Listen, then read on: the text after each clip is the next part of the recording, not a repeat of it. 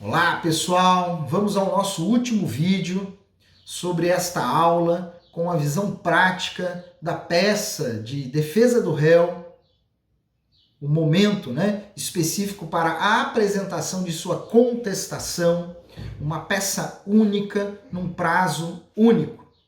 Como vimos, além de unificação do prazo, além de unificação da petição, o Código de Processo Civil deixa claro que este momento, esta petição, é o lugar para que o réu esgote todos os argumentos de sua defesa.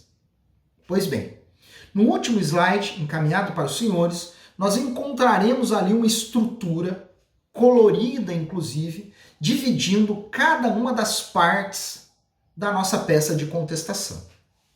Você, através dos modelos, dos livros de prática processual civil, através dos modelos de internet, apenas tomem muito cuidado para que esses modelos sejam bem redigidos, não sejam antigos ou não sejam muito simples, sobretudo para o exame da OAB, mas num livro de prática, eu tenho até um aqui do meu lado, se vocês não conhecerem, vocês encontram bons modelos de peça de contestação, vocês encontram todo um detalhamento dessa estrutura. Pois bem, a primeira parte da petição de contestação é o endereçamento. Aqui, um endereçamento direto ao juiz da causa. Eu já sei quem é o juiz que está solicitando que eu apresente defesa. Eu já tenho vara, comarca, número do processo. Portanto, isso muda a estrutura dessa petição em relação ao que temos feito com a petição inicial. Posso lá pular os espaços, como a gente conversou, No processo eletrônico isso não se torna tão relevante mais, como já foi explicado no início da nossa disciplina. Pois bem, depois vem o bloquinho do preâmbulo, não é isso? Qualificação das partes. Chacon, eu preciso repetir tudo que já foi qualificado na inicial? Não. A qualificação aqui pode ser resumida, Logicamente que quanto ao réu, muitas vezes a gente faz uma qualificação completa, porque nem sempre ela está completa ou perfeita na petição inicial. Mas eu não preciso qualificar o autor. Geralmente se diz apresentar contestação em face de fulano de tal, já qualificado na peça inaugural, vírgula. Eu não preciso repetir. Nesse preâmbulo, além da qualificação das partes, eu vou indicar o que eu estou trazendo para o juiz. Eu vou dizer, fulano de tal apresenta contestação. Então é preciso indicar o nome da peça, assim como nós fazíamos com a petição inicial, ação de execução, ação de alimentos, ação do que seja, aqui eu vou indicar contestação, beleza? Posso eu indicar também os fundamentos processuais, Contestação com fundamento nos artigos 335 e seguintes do Código de Processo Civil. Fechei o preâmbulo, conforme o modelo. Então, endereçamento, preâmbulo. Agora nós vamos começar a dividir a peça em mais blocos. Vejam vocês que no nosso slide eu indiquei em cores distintas a defesa indireta, a defesa direta e a reconvenção. Então eu sugiro que vocês tentem seguir estes tópicos com as orientações que estão ali nos slides para a elaboração da peça de defesa. Depois do preâmbulo, alguns advogados e alguns autores sugerem que se coloque um resumo da petição inicial. Pode ser um parágrafo só, beleza? Não é obrigatório, mas eu digo que de repente é conveniente fazer um resumo simples daquilo que foi trazido antes de começar os argumentos de defesa.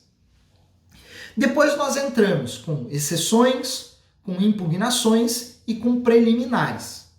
Vejam nos slides que eu estou indicando nas exceções e nas impugnações o que você deve escrever ali, os fatos e fundamentos e o pedido específico.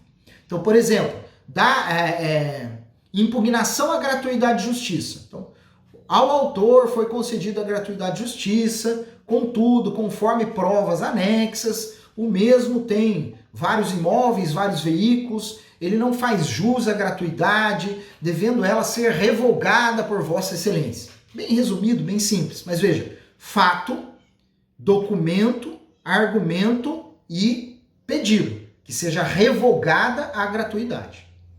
Do mesmo modo, quando eu trouxer as preliminares, então eu vou colocar lá, preliminar, suponha, de ilegitimidade passiva. Então eu vou colocar preliminar de ilegitimidade passiva. Daí eu vou trazer os fatos relativos à preliminar, os fundamentos jurídicos relativos à preliminar e o pedido de acatamento da preliminar. Porque se o juiz acatar a preliminar, ele pode, em alguns casos, extinguir o feito, inclusive com ou sem resolução do mérito. Está bem?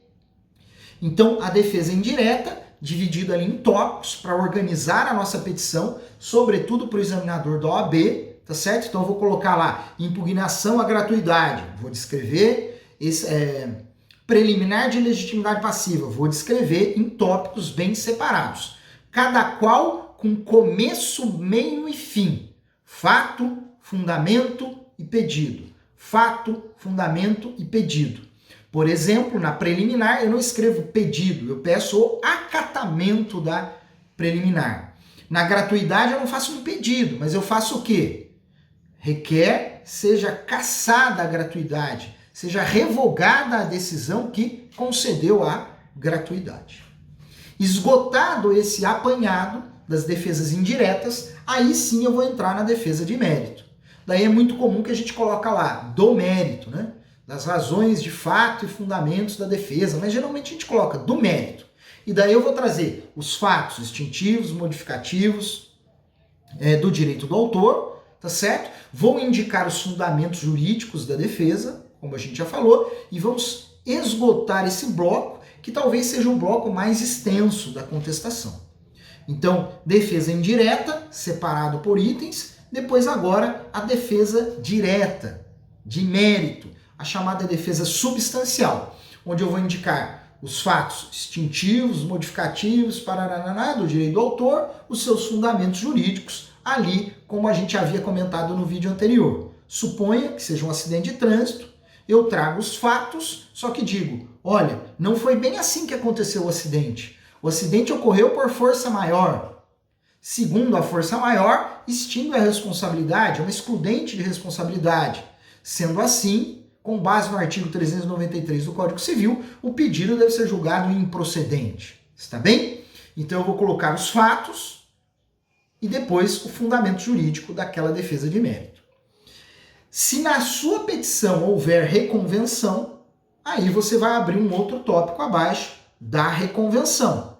E vai de novo trazer os fatos, os fundamentos jurídicos, conexos com a ação, como a gente já explicou, né? Desenvolvendo então os fatos que originam o seu pedido a título de reconvenção. Os fundamentos jurídicos que sustentam o seu pedido de reconvenção. E com isso, a gente vai esgotar então os 3 blocos da defesa. Vamos voltar lá? Endereçamento, preâmbulo, os itens das defesas indiretas, mérito, se for o caso, reconvenção.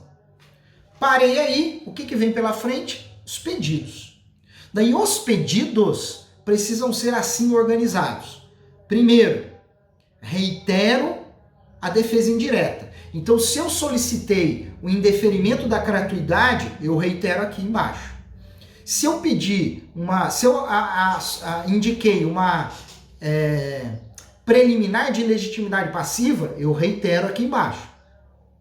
Certo? Depois eu trago o pedido de improcedência. Então, eu reitero os itens da defesa indireta, depois eu trago o pedido principal da contestação, que é o pedido de improcedência. Tá certo? Então, o pedido é que a ação ou os pedidos do autor sejam julgados improcedentes e ainda o autor seja condenado no pagamento das verbas, taxas, custas, a título de sucumbência.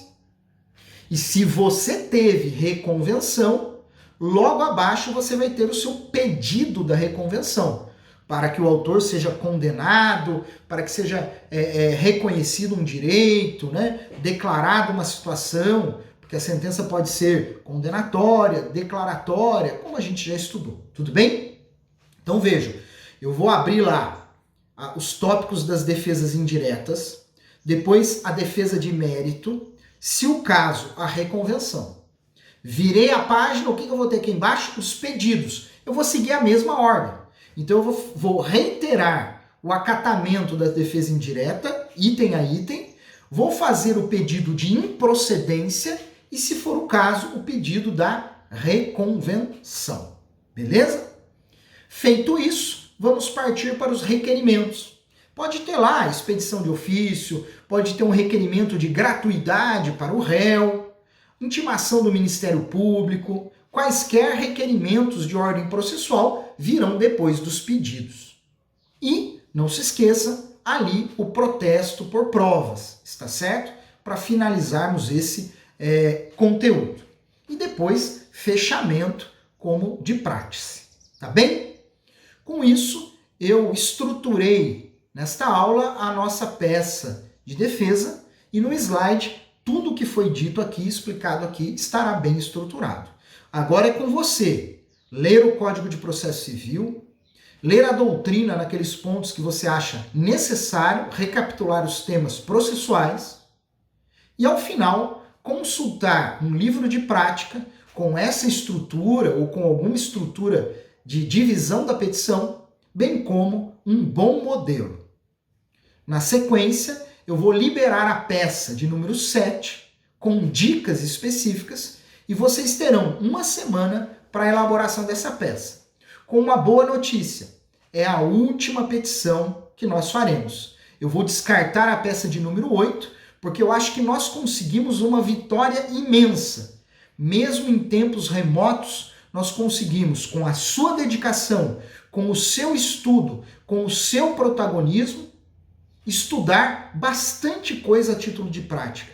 Nós teremos, ao final desse semestre, permitido que você estudasse, que você buscasse aprender 7 petições.